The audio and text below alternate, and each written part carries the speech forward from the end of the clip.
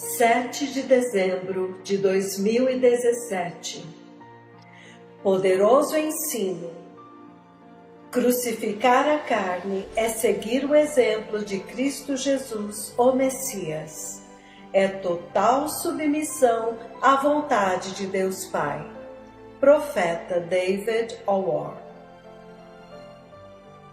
Parte 2.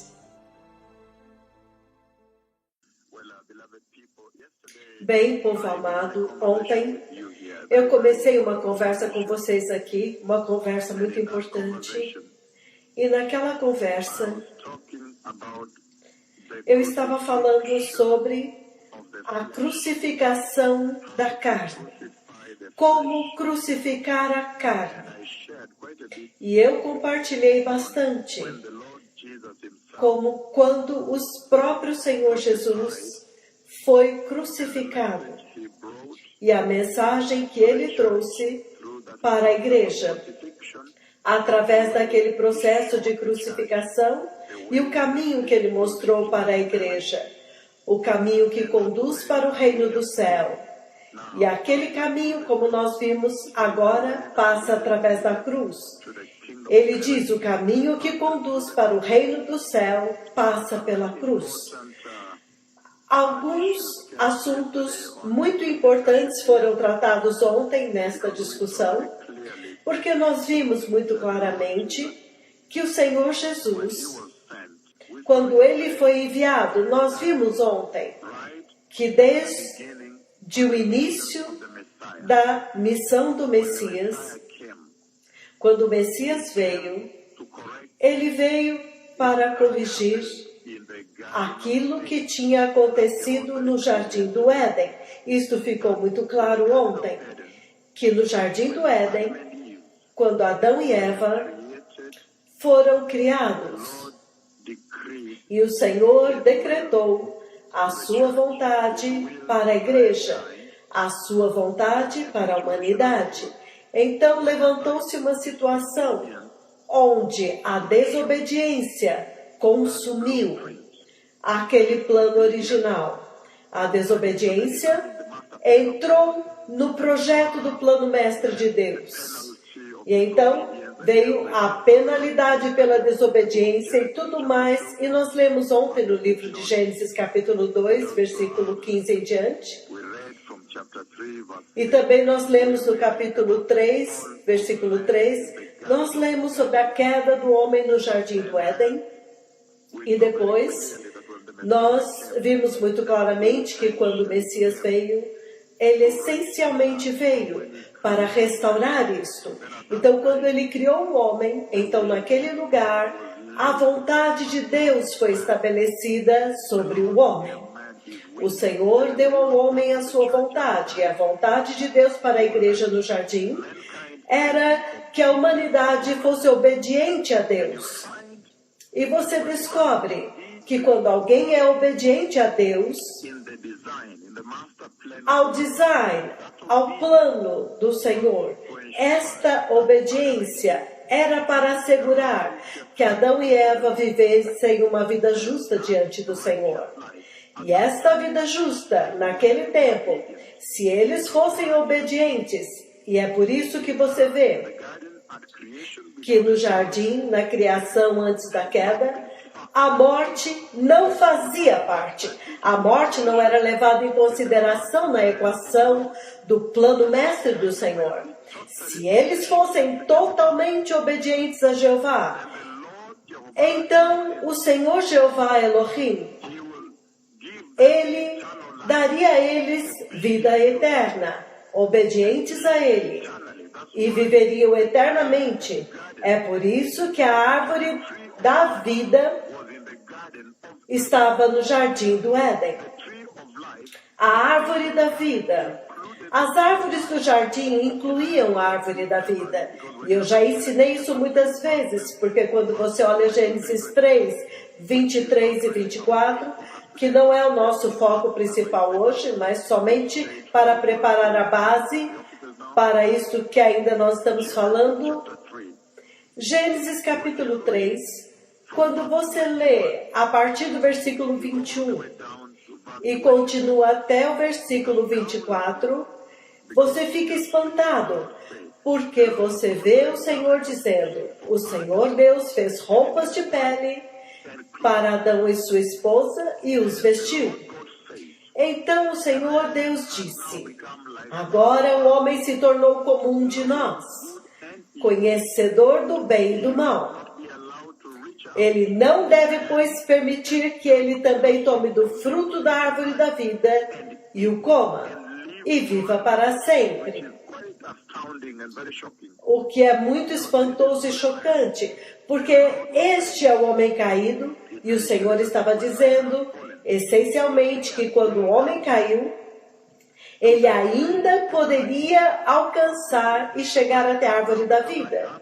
E ele diz: o homem agora se tornou como um de nós, conhecedor do bem e do mal, então não podemos permitir que ele estenda a sua mão e também coma da árvore da vida e viva para sempre, significando que tem alguma coisa sobre a árvore da vida que confere eternidade para a humanidade. Há alguma coisa sobre as folhas da árvore da vida que, se qualquer pessoa comer, quer você seja pecador ou tenha uma vida justa, você viverá para sempre. Então isso essencialmente é a eternidade. E é por isso que no versículo 23 ele diz: então o Senhor Deus o expulsou do jardim do Éden para trabalhar a terra de onde ele tinha sido tirado.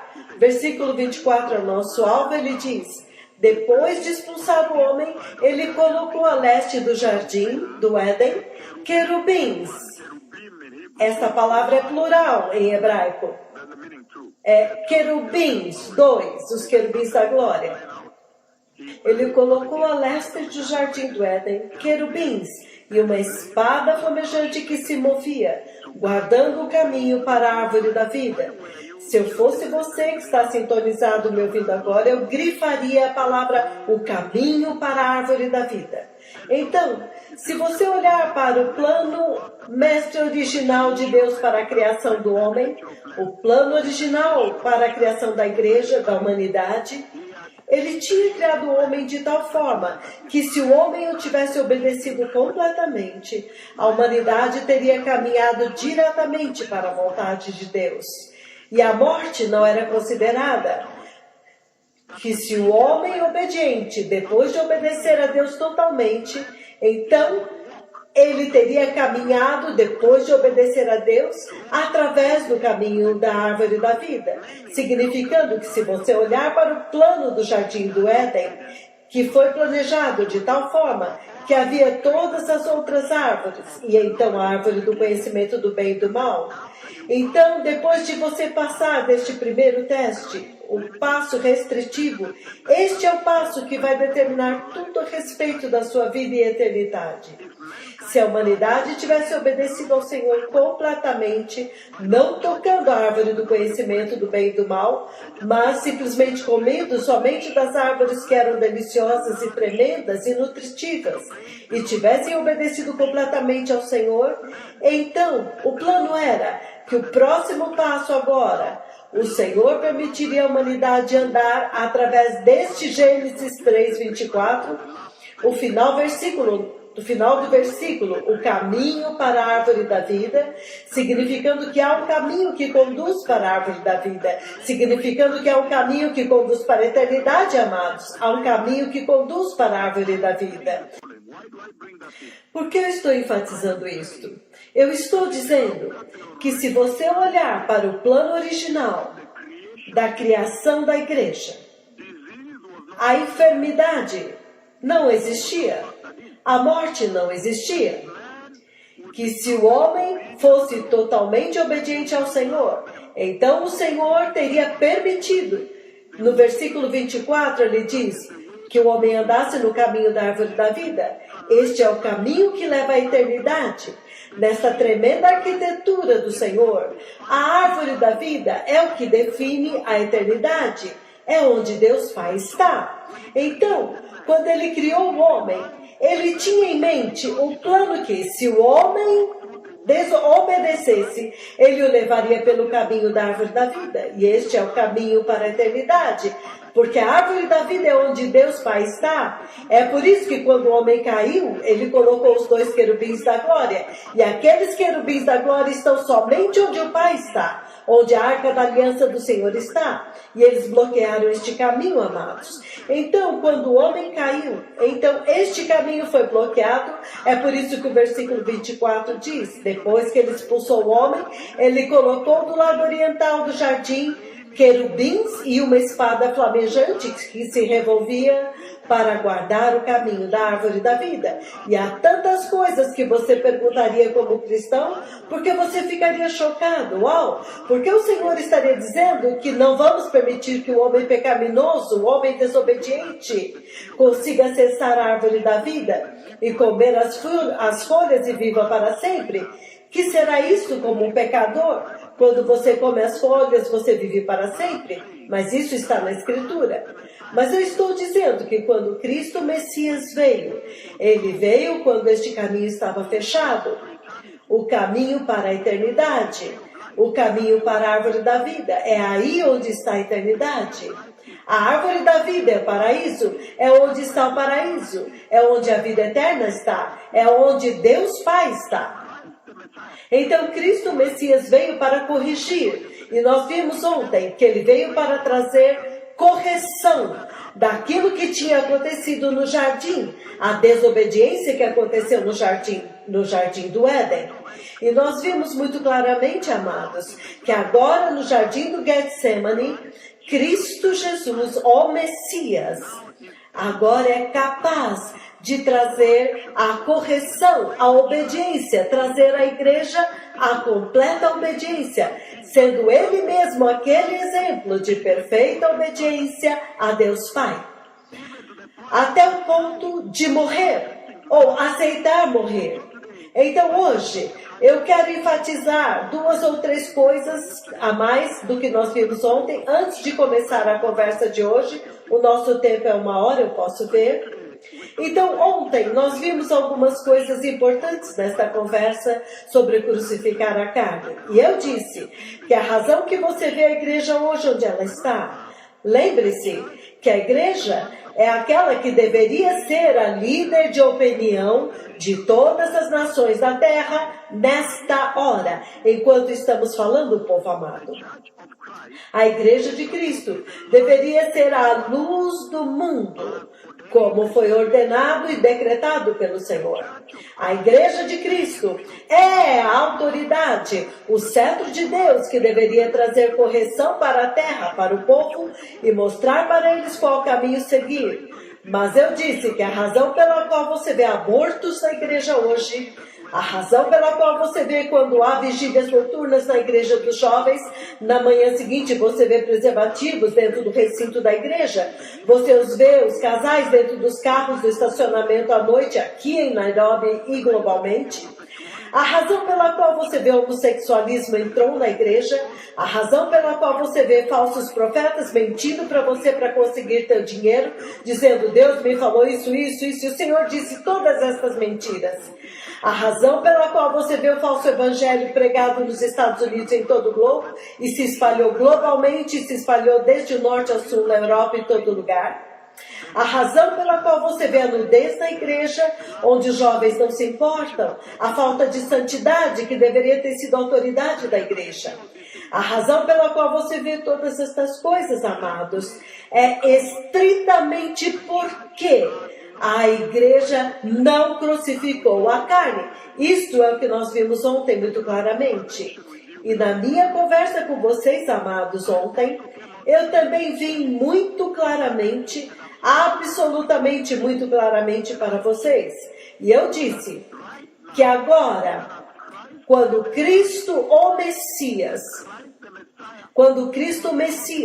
foi crucificado, quando Cristo Messias foi crucificado, amados, quando ele se tornou crucificado, aquela crucificação foi uma tremenda crucificação, que falou muito para a igreja. A crucificação de Cristo, o Messias, deu uma séria instrução para a igreja. E foi isso que eu disse ontem.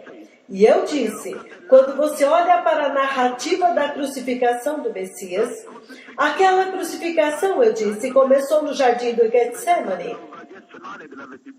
Amados, no jardim do Getsemane. E eu vou ler no livro de Lucas 22, versículo 42. Lucas 22, 42, e ele diz o seguinte. Novamente, Lucas 22, 42, ele diz: Pai, se queres, afasta de mim este cálice. Contudo, não seja a minha vontade, mas seja feita a tua vontade. Então, hoje eu vou começar pelo livro de Lucas. Ontem nós lemos em Mateus. E eu disse muito claramente que o Messias que sustenta, que criou todo o universo, ele é o rei do universo. Aquele que carrega a terra. Ele foi usado para lançar os fundamentos da terra. Ele é aquele que carrega o universo. Ele sustenta tudo e mantém tudo no lugar. E eu introduzi o Messias para vocês ontem desta forma. E eu disse que o Messias que nós adoramos, ele não é pequeno. Ele é muito, muito poderoso. O Messias que o Senhor me enviou para preparar o seu caminho é o tremendo rei do universo. Ele é o tremendo rei do universo. Ele carrega todo o universo. Ele sustenta, ele vigia o universo e toda a terra. E desde a criação, com as galáxias e os trilhões de planetas maiores do que a Terra, alguns dos sóis são 600 bilhões de vezes maiores e mais pesados do que a Terra. Uma única estrela de nêutrons nós descobrimos quando aquela profecia que eu dei há mais de 12 anos atrás se cumpriu recentemente em agosto, a colisão das duas estrelas de Newton pela primeira vez desde que a Terra foi criada, quando a minha palavra se cumpriu à risca, com todos os detalhes, um choque e uma maravilha. Tão longe, a uma distância de 800 bilhões e bilhões, não temos nem como medir. Então, quando isso se cumpriu, nós vimos que o peso de uma única estrela de nêutrons é equivalente a 2,9 bilhões de planetas Terra. Então, o Messias que criou todas estas coisas e sustenta o universo pela sua palavra, ele nunca reclamou do tremendo peso que ele sustenta carregando o universo. O peso de criá-los e colocar tudo no seu lugar. Entretanto, quando agora o Messias foi colocado sobre ele os pecados do homem, a iniquidade da humanidade, então você ouve o Messias dizer: Pai, se queres, afasta de mim este cálice. Contudo, não seja feita a minha vontade, mas a tua. Então você vê pela primeira vez o Messias quase desmoronando sob o peso do pecado. Então foi a partir daí que nós começamos ontem, quando eu enfatizei para vocês, quando eu trouxe e apresentei um processo diante de vocês. Que não brinque com o pecado. O pecado tem um peso. O peso do pecado quase quebrou o Messias, até o ponto em que ele disse: eu não posso suportar. Ele queria desistir.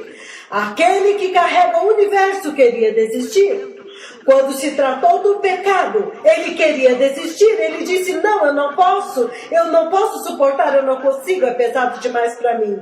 Estes pequenos pecados, como mentira, uma simples mentira, o peso do pecado é inacreditável. E eu disse: agora que o Messias aceitou carregar nossos pesadíssimos pecados, ele que era puro, ele que era sem pecado, agora que o Messias concordou e ele carregou os nossos pecados, então, por favor, vocês crentes, não brinquem com o pecado. O pecado tem peso. O peso do pecado é tremendo. O peso do pecado vai te afundar no inferno eterno. Portanto, entregue os seus pecados para ele que concordou em carregá-los. Foi aí que nós paramos ontem, amados. E nós vimos muito claramente que crucificar a carne, a crucificação da igreja, A crucificação da carne que você vê incomodando a igreja agora. O pecado sexual, o desejo sexual que você vê na igreja, onde agora as adoradoras vão lá usando saias curtas e passam vaselina para mostrar as suas pernas lá, para que os homens as cobissem enquanto elas adoram. Este tipo de carne que você vê na igreja em Nairobi globalmente. Os falsos profetas da Nigéria e Gana que vêm aqui e dizem semeie uma semente, coloque uma semente de feijão ou outra qualquer junto com 10 mil shillings dentro de um envelope e quando eu voltar para Gana ou Nigéria eu vou plantar essa semente, então eu vou orar e te abençoar, etc. Esse tipo de carne que você vê na igreja somente está acontecendo agora porque a igreja não deu atenção à instrução do jardim do Getsemane. O jardim da crucificação, o jardim do penoso trabalho, o jardim da perseverança, o jardim do sofrimento, o jardim da dor, o jardim da tristeza, o jardim no qual o Messias passou pelo penoso trabalho e ele levou a igreja lá. E a igreja remanescente, e eu disse que ele levou somente 3. Ele levou Pedro, João e Tiago, os 3 que testemunharam a sua glória no Monte da Transfiguração. E isso fala tanto para a igreja do Quênia. Está na internet, quando o Senhor me transfigurou 3 vezes. A primeira vez, quando o Senhor me transfigurou, foi em Kisumu. Está na internet, à noite, na reunião. Da segunda transfiguração aconteceu aqui em Riverside Drive, neste ano 2017, antes da consagração e ordenação dos bispos. A terceira transfiguração foi em Helsinki. Está tudo na internet, mas eu estou dizendo que geração abençoada que vocês são, para que possam participar da transfiguração do Senhor, poder ver a glória do Senhor transfigurar alguém diante dos seus olhos. E ainda gravar com as câmeras. Quão abençoados vocês são. Porque ele está dizendo que ele somente levou a igreja que participou da glória da transfiguração, que viu a glória de Deus. Então ele os levou ao jardim do Getsemane. E quando ele os levou lá, então agora eles puderam, porque eles tinham participado da sua glória, eles tinham visto a glória do Pai no Senhor. Agora eles podiam entender, somente para eles agora foi revelado, agora eles estavam preparados para passar pelo penoso trabalho da crucificação do Messias. Quando ele orou, o suor saiu como sangue. E eu disse, quando isso aconteceu no jardim, tanta informação veio dali, porque ele disse, Pai, o espírito está pronto, mas a carne é fraca. E nós vimos muito claramente, quando terminamos ontem, que quando ele disse isso, então ele se rendeu ao poder do Espírito. E ele foi e tornou-se crucificado. Desde João 19, de 28 a 30, quando ele disse, está consumado.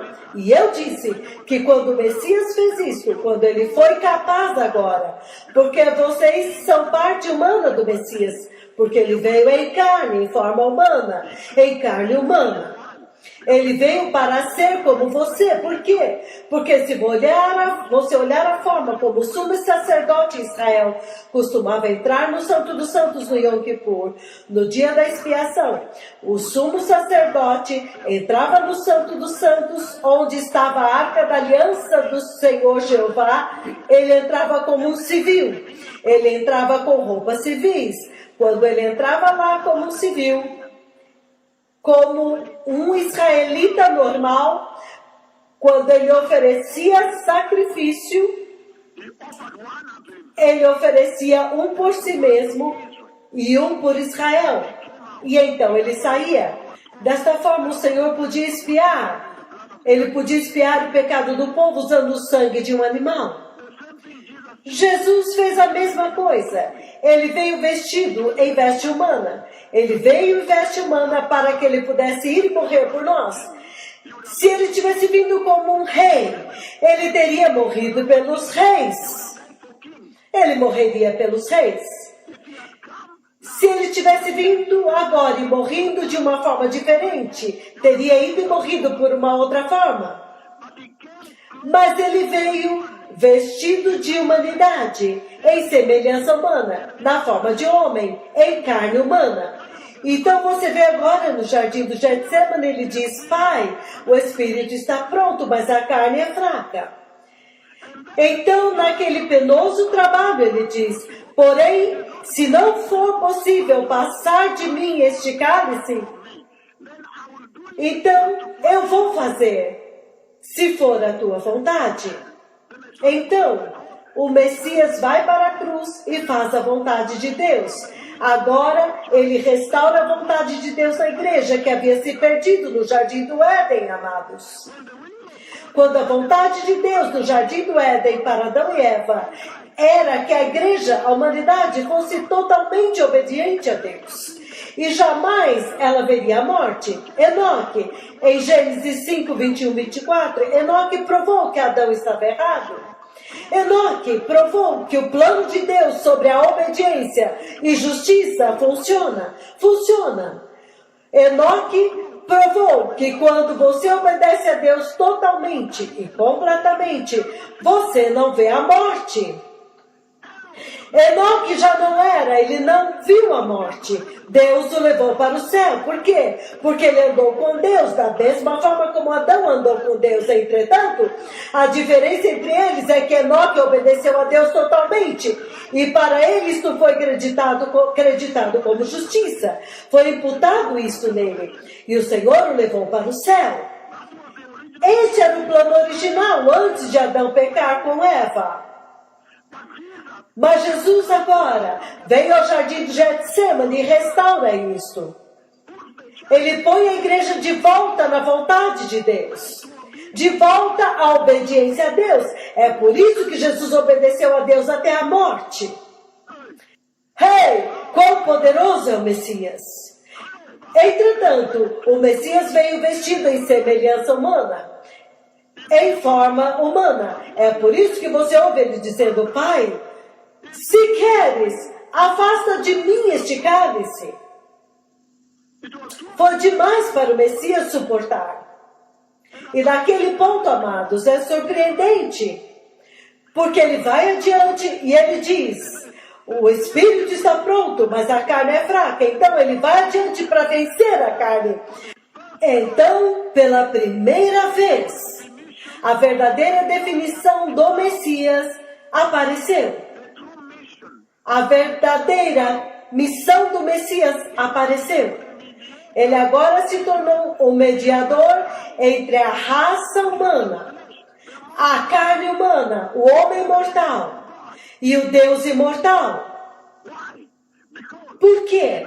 Porque ele agora derrotou a fraqueza humana da qual ele falou, que era fraca, a carne é fraca, e pela primeira vez ele conectou a carne fraca com a perfeita e eterna vontade de Deus. É por isso que você e eu agora podemos receber Jesus e ir para a eternidade com Deus. Agora ele se tornou o mediador do homem fraco.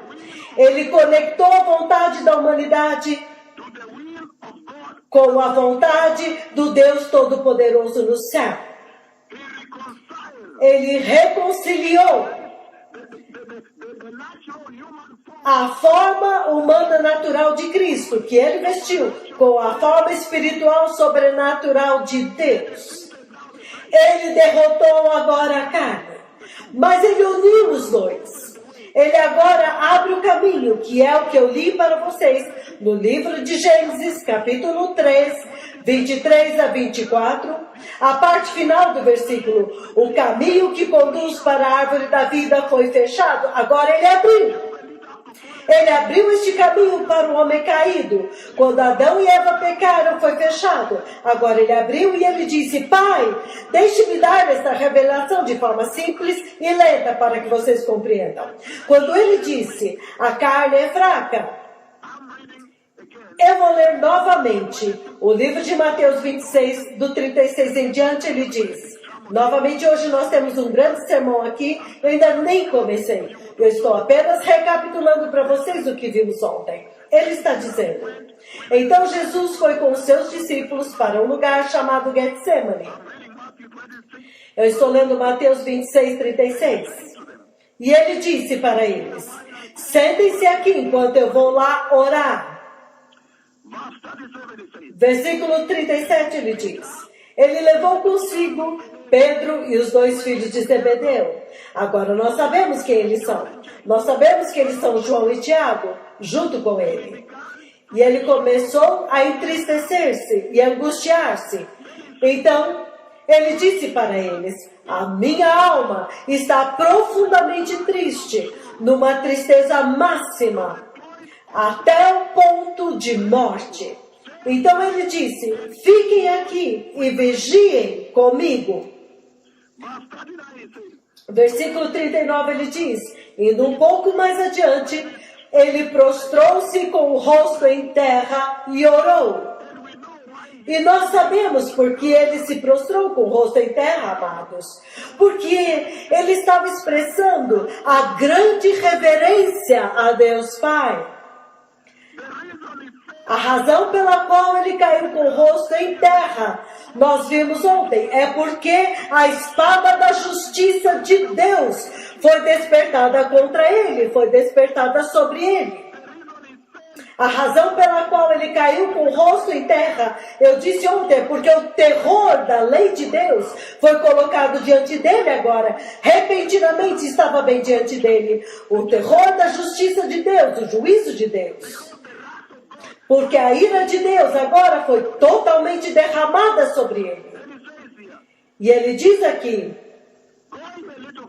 indo um pouco mais adiante, ele se prostrou com o rosto em terra e orou: meu Pai, se for possível, afasta de mim este cálice. Contudo, não seja como eu quero, mas sim como tu queres. E ele continua no versículo 40 dizendo, versículo 40, então ele voltou aos seus discípulos e os encontrou dormindo. Vocês não puderam vigiar comigo nem por 1 hora? Perguntou ele a Pedro. Vigiem e orem, para que vocês não sejam tentados, que não caiam em tentação, amados. O Espírito está pronto, ele quer fazer a vontade de Deus, mas a carne é fraca. E eu disse, isso foi muito poderoso. Ele quis dizer que para que vocês não sejam tentados, a coisa mais importante que a igreja deve temer nesta terra não são os problemas e as dificuldades da rejeição do trabalho, que vem por escolher uma vida santa e justa. Não, ele diz, não é isso. Ele diz, o maior problema que a igreja deveria se preocupar é o que o Senhor disse aqui: vigiem e orem para não cair em tentação, porque a tentação vai levar a igreja para o pecado, e o pecado nós já vimos, o peso do pecado vai te afundar no inferno eterno. O eterno mal do pecado nós vimos agora. O peso do pecado nós vimos. O Messias que sustenta o universo, quando agora foi colocado sobre ele os pecados do homem, a iniquidade da humanidade para carregar, ele quase quebrou. Ele disse: Pai, não, eu não suporto. Tu podes afastar isso de mim? Eu não posso, eu não consigo. O peso do pecado, os pequenos pecadinhos que você vê os cristãos praticando na igreja, eles mentem na igreja. E eles chamam isso de mentira branca. Eles mentem para o chefe do trabalho, eles mentem em todo lugar, mentem o tempo todo. E eu disse, agora a gravidade do pecado foi colocada diante da igreja globalmente. Você não pode. Vocês deveriam se preocupar para não cair na tentação que te leva ao pecado. Então nós vimos, amados, muito poderosamente que agora o Messias, ele pode conectar finalmente o corpo fraco, o corpo humano fraco do Messias, que era fraco, com o Espírito que está pronto e agora entrar na vontade de Deus. E dessa forma ele conectou a igreja mortal com a vontade eterna do Deus imortal, que tinha sido perdida no jardim do Éden. Quando ele fez isso, então o Messias completou a sua missão. E é por isso agora, no livro de João 19, 26 a 30, ele disse, está consumado. Está consumado. Porque ele tinha feito a expiação. Ele fez expiação pelo pecado do homem. Ele agora tinha submetido a si mesmo à perfeita vontade de Deus. E ele está ensinando a igreja neste processo a sempre submeter-se à vontade de Deus. Mas se o Messias considerou isso tão difícil no Getsemane, por que é que esta igreja acha que eles podem achar isso fácil neste mundo? Se o Messias trabalhou e chorou e achou tão difícil, por que então, se o Messias já derrotou essa dificuldade, por que ele diz, se esta é a tua vontade, então eu vou fazer? Porque a igreja deste tempo presente não aprendeu que o Senhor neste processo estava dizendo para a igreja, para vocês crentes, vocês que estão sintonizados hoje, que não importa as dificuldades, se isso significa perder seus amigos, se significa perder teu emprego, se significa perder tua promoção, simplesmente aceite isso, povo amado. Por quê? Se essa é a vontade de Deus, para que você seja santo, desde que você permaneça na vontade de Deus, não se importe se o teu chefe vai te despedir amanhã. Há muita pressão para favor sexual, pecado sexual nos escritórios. Antes de eu te promover pecado sexual, ele está dizendo, você simplesmente se apegue à vontade de Deus, mesmo que você perca aquele emprego, tudo bem.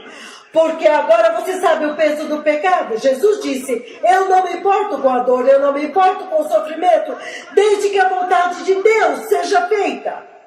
Eu vou fazer. Quantos de vocês nos seus trabalhos? Alguns de vocês, estudantes universitários, vocês se formaram, estão procurando emprego e alguns querem entrar em pecado sexual com você antes de te dar emprego. Ela antes de te dar emprego, ele antes de te dar emprego. Ele encontra com você em um café e ele diz, nós estamos abrindo uma empresa. E você pode ver pela forma como este homem está falando. Ele está tentando te envolver em pecado sexual. Como se você ceder ao pecado sexual, então ele vai te dar este emprego. Ele está dizendo, não se venda tão barato.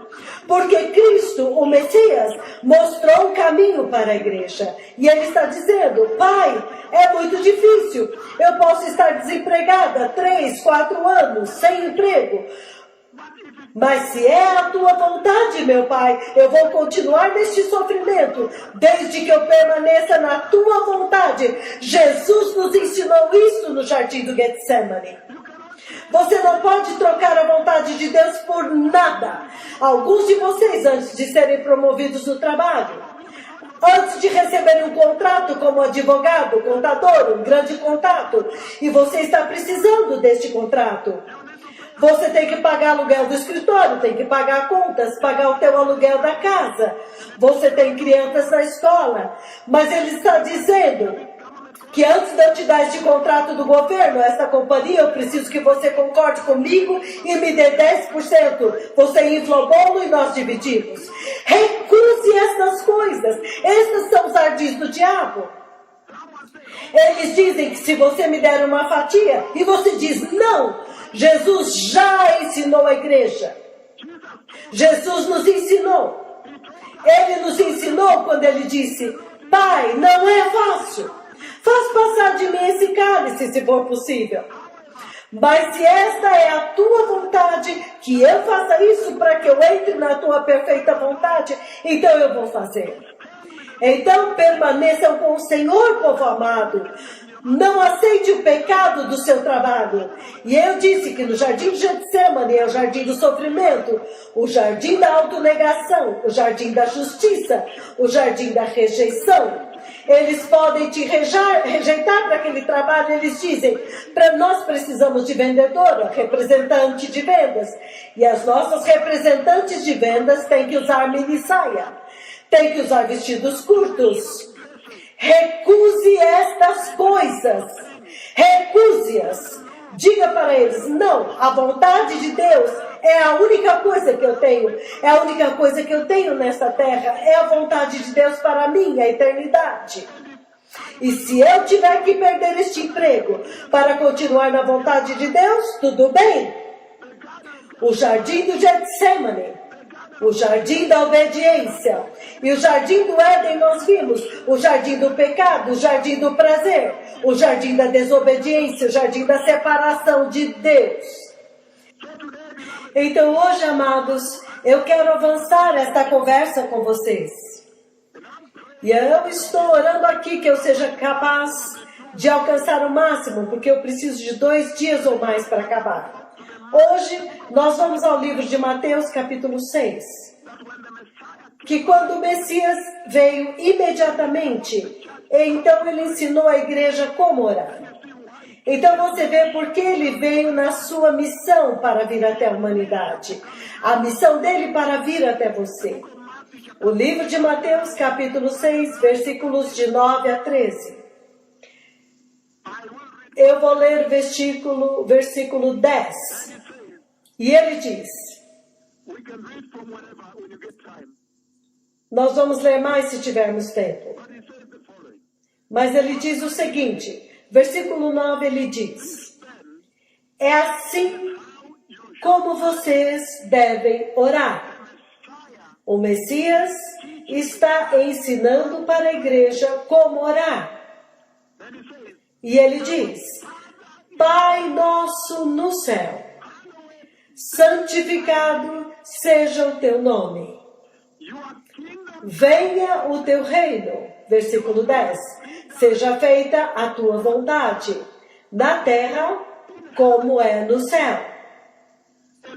E nós vimos que a verdadeira definição de uma igreja que crucificou a carne,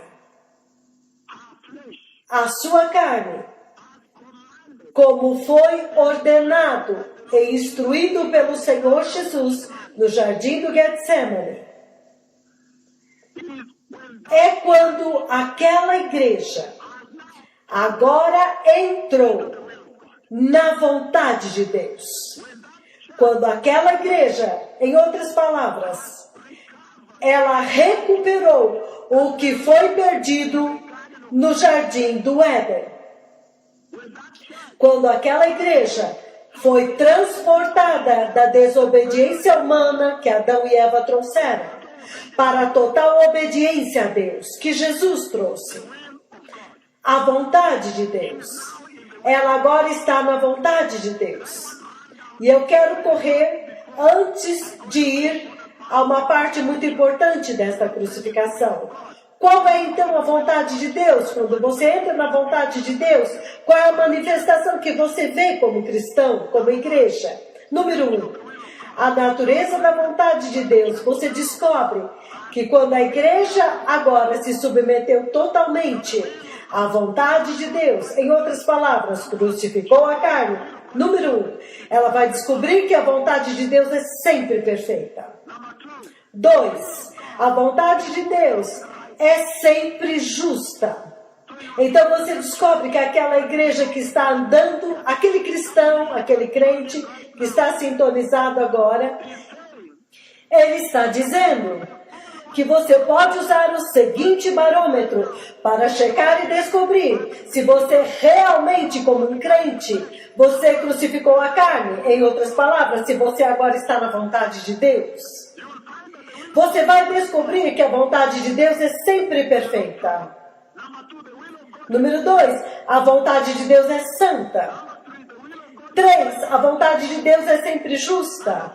4, a vontade de Deus é sempre de amor para com você. Então, quando o inimigo te diz para pecar, ele está mentindo para você, não está te amando. Deus está colocando a eternidade diante de você e o inimigo está colocando o inferno diante de você. A vontade de Deus sempre vai nos conduzir para a santificação. Leiam comigo o livro de 1 Tessalonicenses. 1 Tessalonicenses, capítulo 4, versículo 3. Novamente, 1 Tessalonicenses 4:3. É a vontade de Deus que vocês sejam santificados, que vocês se abstenham da imoralidade sexual, que cada um saiba controlar o seu próprio corpo de maneira santa e honrosa.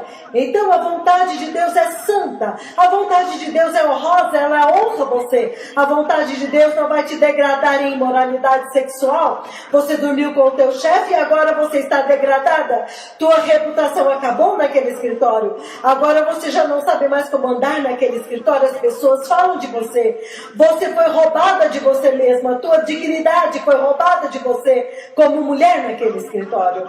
Agora, quando você entra naquele escritório, os homens ficam falando do teu marido. E quando ele vem te buscar, eles olham para ele e ficam com pena dele. Tudo ficou estranho. A tua pessoa, a tua dignidade foi degenerada, degradada. Não! Ele diz, a vontade de Deus é que vocês controlem seus corpos e agora sejam honrados, honradas, diante dos homens e diante de Deus. Hey! A vontade de Deus é que você seja santificado, nós vimos. A vontade de Deus não vai te deixar perecer. Não! Jamais! Mas que você se arrependa e veja a eternidade, amado. A vontade de Deus será sempre antagônica, ela sempre será contrária à vontade do homem. Jesus disse isso no jardim do Getsemane, e ele diz que a vontade de Deus, o Espírito, está pronto, ele deseja, mas a carne é fraca e não quer. Então há um conflito, como nós vimos ontem, entre os dois. Então a vontade de Deus, se você quer saber se você está andando na vontade de Deus, você vê que os seus caminhos, o seu estilo de vida será contrário aos caminhos do homem, aos caminhos do mundo. A vontade de Deus exige uma séria obediência a Deus. Você sempre vê, se a igreja estiver na vontade de Deus, você vai ver obediência a Deus, aos mandamentos de Deus. Ser santo, ser justo. Todos estes mandamentos que ele deu para a igreja na aliança da graça. É andar com aqueles que estão andando na mesma direção. É sempre ter uma perspectiva eterna em tudo que você faz no teu trabalho, naquele telefonema. A primeira coisa que você pergunta, este telefonema que eu vou atender ajuda a minha eternidade? Porque este homem que está me ligando, ou esta mulher, eu sei que ela está me cobiçando. Se eu atender agora, ela vai acabar falando imoralidade, que nós precisamos nos encontrar e tudo isso. Pergunte-se a si mesmo, como este telefonema ajuda a minha eternidade? Isso é o que ele está dizendo. A vontade de Deus dá sabedoria para a igreja, que é o temor de Deus. A vontade de Deus é a lei eterna de Deus, povo amado. A vontade de Deus é revelada somente para Pedro, João e Tiago, de todos os 12. Hey! Em outras palavras, é revelada por revelação. A vontade de Deus é que todas as pessoas se arrependam. Então você pode olhar para a igreja, olhe para si mesmo. Se você é um cristão que se arrependeu, então você pode dizer, bem, eu acho que estou andando na vontade de Deus. Isso significa que você se tornou sensível ao pecado. Quando você faz algo e percebe que é pecado, imediatamente você se arrepende. Senhor, me perdoe, eu não sabia que isso era pecaminoso. Eu não sabia que falar com este homem, que parecia ser meu cliente, mas que ele estava, na verdade, me cobiçando. Oh, eu me arrependo. Então, a vontade de Deus é que todos se arrependam. A vontade de Deus sempre leva à obediência. A vontade de Deus traz o temor de Deus à humanidade, para a igreja. A vontade de Deus é a sua graça, a graça de Deus, para que a graça de Deus possa governar suas vidas. Como é que a graça de Deus governa? A graça de Deus governa a sua vida pela misericórdia, como nós vimos. A vontade de Deus é que todo aquele que crê em Cristo Jesus agora possa ser santificado, ser santo e perseverar. Perseverar, povo amado. A vontade de Deus, eu vou ler em Hebreus capítulo 6, versículos 4 a 6, ele diz: depois que você recebeu a graça, essas são as regras que governam a graça dentro da vontade de Deus. Ele diz: é impossível que aqueles que uma vez foram iluminados, que provaram o dom celestial, lembrem-se que a palavra-chave aqui é impossível. Aqueles que uma vez foram iluminados, que provaram o dom celestial, que se tornaram participantes do Espírito Santo, experimentaram a bondade da palavra de Deus e os poderes da era vindoura, se eles caírem, é impossível que eles sejam reconduzidos ao arrependimento, porque para a sua própria perdição estão crucificando o Filho de Deus novamente, sujeitando Jesus à desonra pública naquele escritório. Sujeitando Jesus à desonra pública naquele escritório, naquele local de trabalho.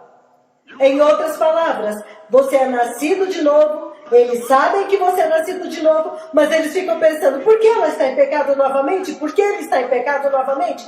Este homem é nascido de novo, mas agora está em pecado. É aí que você descobre que muitas vezes os jornais seculares, eles estão escrevendo sobre os escândalos de pastores que estão em pecado. Porque eles sabem, não, se você recebe Jesus, você não pode fazer isso. Você está envergonhando Jesus.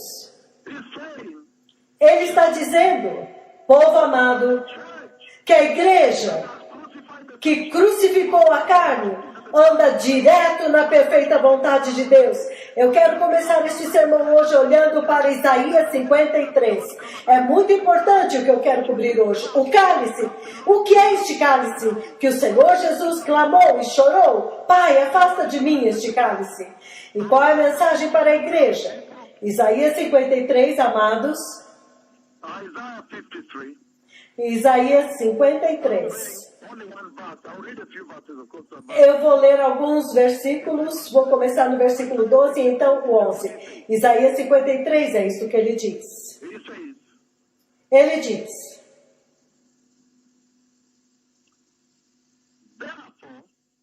por isso, eu lhe darei uma porção entre os grandes, e ele dividirá os despojos com os fortes, porque ele derramou a sua vida até a morte, e foi contado entre os transgressores, pois ele carregou o pecado de muitos, e intercedeu pelos transgressores. Ele está falando deste evento que você vê no jardim do Getsemane. Todo o caminho até a cruz, quando ele finalmente diz está consumado.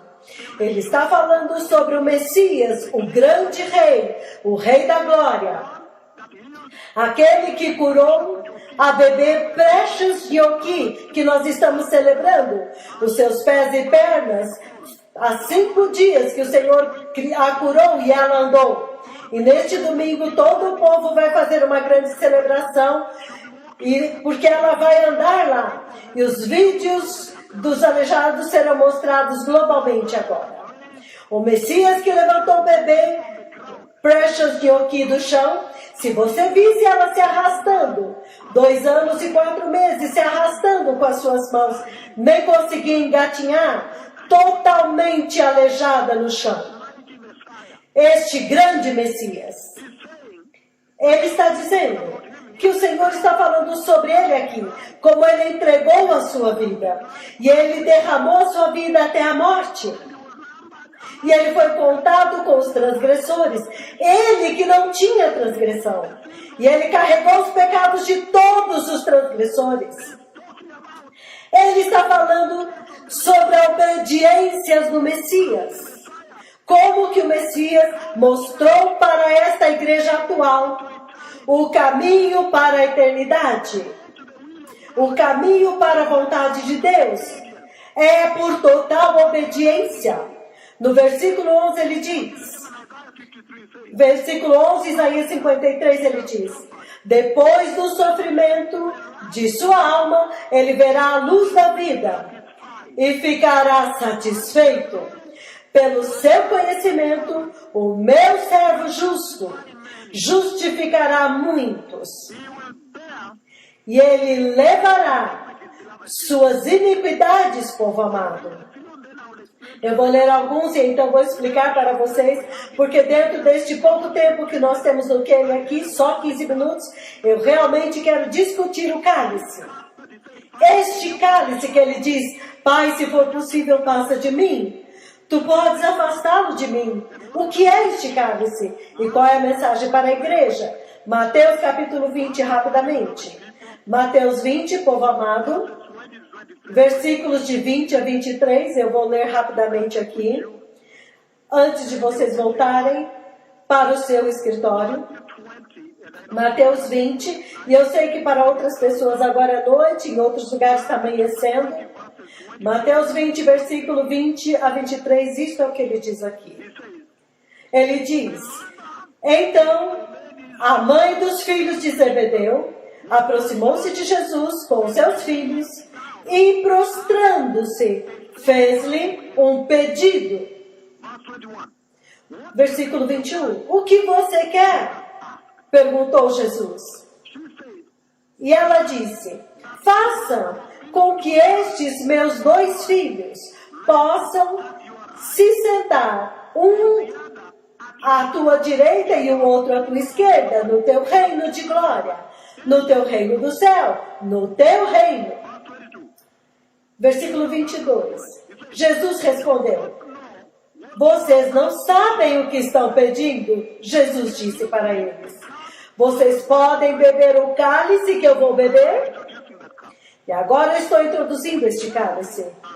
Podemos, eles responderam. Jesus disse para eles: certamente vocês beberão do meu cálice, mas quanto ao sentar-se à minha direita ou à minha esquerda, não cabe a mim conceder.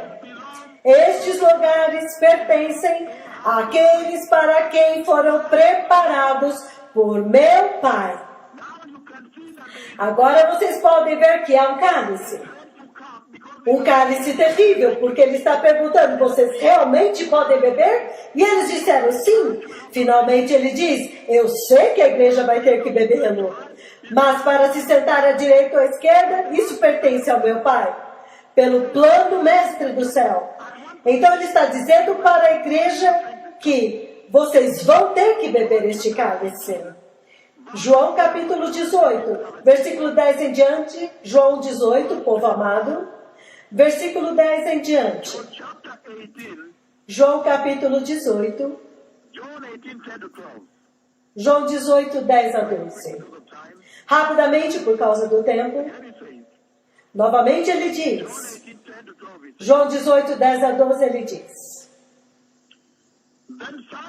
então Simão Pedro, que trazia uma espada, tirou-a e feriu o servo do sumo sacerdote, decepando-lhe a orelha direita. O nome daquele servo era Malco. Versículo 11. Jesus, porém, ordenou a Pedro: guarde a espada. Em outra versão diz: põe tua espada de volta na bainha. Guarde a tua espada. Acaso não beberei do cálice que o meu Pai me deu? Há um cálice, povo amado.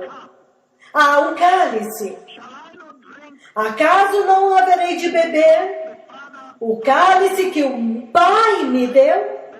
Então, o destacamento de soldados com seu comandante e os guardas dos judeus prenderam Jesus. Eles o amarraram e o levaram primeiramente a Anás, que era sogro de Caifás, o sumo sacerdote naquele ano. Então, daquele ponto em diante, quando ele fala sobre acaso não bebereis de cálice, ele foi para a cruz, ele foi levado para a cruz. Isaías 51, 16. Eu quero introduzir este cálice antes de terminar hoje. Muito poderoso. Isaías capítulo 51, 16. Rapidamente, por causa do tempo. Isaías 51, 16, 17, ele diz aqui: pus as minhas palavras em tua boca e te cobri com a sombra da minha mão. Eu que pus os céus no lugar, que lancei os alicerces da terra, e que digo a Sião: você é meu povo. Desperte, desperte, levante-se, ó Jerusalém, você que bebeu da mão do Senhor o cálice da ira dele, você que bebeu até a última gota, a taça que faz os homens cambalearem. Então agora ele está introduzindo a natureza deste cálice, o cálice do Messias. Isaías 29, antes de explicar, amados, há o cálice. Ele agora está falando sobre cambalear. Se você bebe este cálice, você cambaleia. E ele está dizendo, é o cálice da ira. Isaías 29, 9, ele diz: pasmem e fiquem atônitos, ceguem-se a si mesmos e continuem cegos. E continuem cegos. Estejam bêbados, porém não de vinho. Cambaleiam, mas não pela bebida fermentada. Então há um cálice, amados, enquanto eu termino. João 6, versículo 38, eu vou ler. João 6, e eu vou explicar todas as escrituras sobre este cálice. João capítulo 6, 38 em diante, até o 40. E ele diz, povo amado e precioso, 6, 38 a 40. Ele diz: pois desci do céu, não para fazer a minha vontade, mas para fazer a vontade daquele que me enviou. E esta é a vontade daquele que me enviou, que eu não perca nenhum dos que ele me deu. Aqueles que ele me deu, mas os ressuscite no último dia. Porque a vontade do meu Pai é que todo que olhar para o Filho e nele crer tenha a vida eterna. E eu ressuscitarei no último dia. Povo precioso, há um cálice no jardim. E o Senhor, enquanto segura este cálice, Ele está falando sobre beber este cálice. Ele essencialmente estava dizendo para a igreja que há um cálice do qual a igreja tem que beber. Todos os que escolhem esta salvação da cruz. A salvação da cruz é a crucificação da carne. A doutrina da cruz é a crucificação da carne, para que você possa andar na vontade espiritual de Deus, a perfeita vontade de Deus. E Ele está dizendo, nesses minutos que nós temos ainda, que há um cálice, do qual a igreja tem que beber. A igreja deste tempo presente, há um cálice, povo amado, que Deus colocou diante da igreja. O Deus Todo-Poderoso. E quando o Senhor Jesus estava bebendo deste cálice, Ele estava falando tanto do cálice da amargura. Eu introduzi ontem o cálice da rejeição, que se você escolher os caminhos de Deus, não tem como a vida desta terra se alegrar com você. Não tem como este mundo te amar. Não tem como esta terra celebrar com você. Eles vão te atormentar, simplesmente porque você está andando em santidade. O testemunho que vem do seu caminho santo vai irritá-los. Vai fazer com que eles, naquele escritório, não gostem de você. nem da sua roupa, porque você é santo. E eu sei que as minhas filhas aqui, elas se vestem com santidade. Suas saias são longas, você não está mostrando o seu corpo. Vocês não estão aceitando corrupção. Podemos checar isso, manipular aquilo, esta conta. Você está rejeitando essas coisas. Então você vai encontrar resistência deste mundo. Você vai descobrir que o povo daquele escritório não gosta de você. Há um cálice ao qual Jesus se referiu, do qual os cristãos que escolhem crucificar a carne têm que beber. O cálice da amargura do Senhor. A amargura da cruz. Jesus, porque andou em santidade, somente isso testificava contra os fariseus. Então, eles o tentaram, eles não gostavam dele por causa disso. Você também, em todo o mundo, todas as cidades da Austrália, se você andar em santidade nesta ultramoderna Austrália, você vai ver que todos os sistemas se voltarão contra você. Até mesmo seus amigos vão fugir de você. Há solidão naquele cálice. E ele diz, o cálice da amargura, o cálice da solidão, é uma exigência para aqueles que escolhem o evangelho da cruz. Olha isso agora. A igreja deste tempo presente não quer beber este cálice. Eles partiram para uma vida de tranquilizantes, para tirar a dor. Eles estão tentando acalmar a dor da cruz. Os elementos daquele cálice, solidão, rejeição, separação. Sua família vai lutar contra você. A igreja deste tempo presente, a igreja moderna em Nairobi, no Quênia, vocês estão tão cheios disso. Eles descobriram uma forma de misturar a salvação cristã da cruz com o mundo para alcançar um meio termo onde há um efeito tranquilizante. Mas olha o que Jesus nos ensinou sobre a amargura daquele cálice quando ele o tomou e o bebeu no jardim. Marcos capítulo 15, versículo 22, ele diz, Marcos 15, 22, eu vou ler o 21, ele diz, certo homem de Cirene, chamado Simão, pai de Alexandre e Rufo, passava por ali, chegando do campo. Eles o forçaram a carregar a cruz. Levaram Jesus ao lugar chamado Gólgota, que quer dizer lugar da caveira. O versículo 23 é o nosso alvo. Então lhe deram vinho misturado com mirra, mas ele não bebeu. Então eles o crucificaram, povo amado. Mateus 27 fala sobre a mesma coisa. Mateus 27, ao cálice de amargura, amargura de Deus, ao cálice que a igreja tem que beber, a amargura da cruz. Quando você escolhe crucificar a sua carne, até mesmo alguns dos seus colegas advogados, se você é advogado, não vão gostar de você. Alguns dos seus clientes não vão mais trazer contratos, porque agora você rejeitou a corrupção deles. Vamos mudar isso, vamos inflar o preço e nós fazemos dinheiro e repartimos. Eles vão descobrir que você vai dizer, não, eu sou nascido de novo. Eu sou nascido de novo. Eu estou embriagado do cálice da amargura da cruz. Eu não posso fazer concessão. Eles vão ouvir essas palavras de você.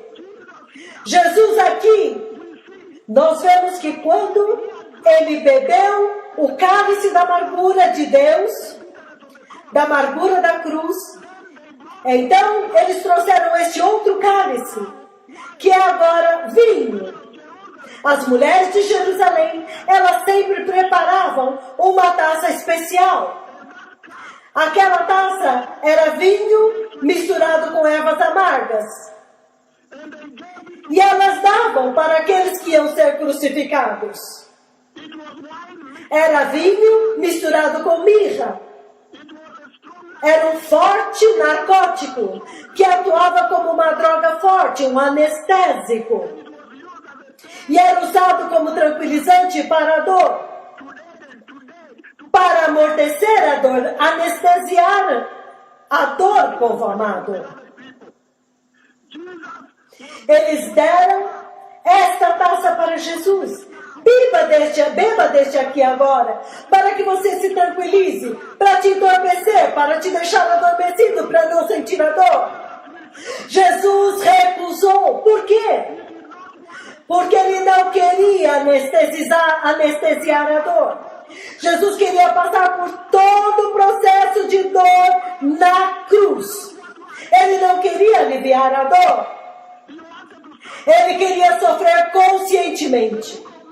Livro de Mateus 27, 50. Olha agora. Versículo 50, olha isso. Quando Jesus bradou novamente em alta voz, ele entregou o seu espírito. Ele queria sentir a dor conscientemente, sofrer conscientemente. Ele não queria um anestésico, porque ele queria passar por toda a dor da cruz. E ele estava ensinando a igreja, por favor, não fuja da dor, deixe o mundo te rejeitar, passe por toda a dor até o final, você vai ver a eternidade. Por quê? Porque a igreja deste tempo presente está tomando tranquilizantes, está misturando o cálice da dor da cruz com um pouquinho do mundo. Cristianismo moderado, salvação moderada, dor moderada, crucificação moderada, tornando mais agradável. O que tem na cruz de agradável? E o Senhor está dizendo, povo amado, não aceite o cálice da amargura misturada com vinho, ervas amargas com vinho. Este outro cálice, preparado pelo mundo, para amenizar a cruz, para suavizar a cruz. Então eu vou dizer de novo para as mulheres, eu vou fazer um vestido para você. Não, eu sei que você é nascido de novo, mas quando você chega, ainda está cumprindo a vontade do diabo. Porque a saia é longa, mas agora é bem justa, mostrando o teu corpo. Ele está dizendo, vamos passar pelo processo completo. Que o Senhor nos abençoe. Amanhã nós vamos continuar, povo amado. Aqueles que querem receber o Senhor, repita esta oração. Precioso Jesus, eu me arrependo hoje e abandono o pecado. E eu te peço, Pai, me coloque na vontade de Deus. Eu te recebo como meu Senhor e Salvador. Estabeleça a santidade no meu coração e a justiça nos meus caminhos. No poderoso nome de Jesus, eu sou nascido de novo. Shalom, amados. Esta conversa é muito grande. Eu vou continuar amanhã. Voltem aos seus escritórios. Isso é muito poderoso. Eu sei que amanhã mais de 20 mil pastores estão se reunindo na cura com os bispos. Mas eu vou continuar esta mensagem amanhã na hora do almoço. O Senhor está dizendo, o cálice da amargura da cruz. Esta é a porta para a eternidade. Quando você fere a carne, você sente a dor. É assim que você sabe que a carne está sendo crucificada. Quando os amigos estão fugindo, quando os clientes estão fugindo, quando o mundo está começando a te combater e te rejeitar. Este cálice do Senhor é um lindo cálice, vamos bebê-lo. Mas o mundo vai tentar te dar outro cálice. Podemos fazer teu cristianismo melhor? Podemos ir a um barzinho? Você pode beber Coca-Cola, não precisa beber álcool. Rejeite essas coisas. Separe-se completamente para o Senhor. Que o Senhor os abençoe. Shalom. Muito obrigado. Muito obrigado, meus amigos.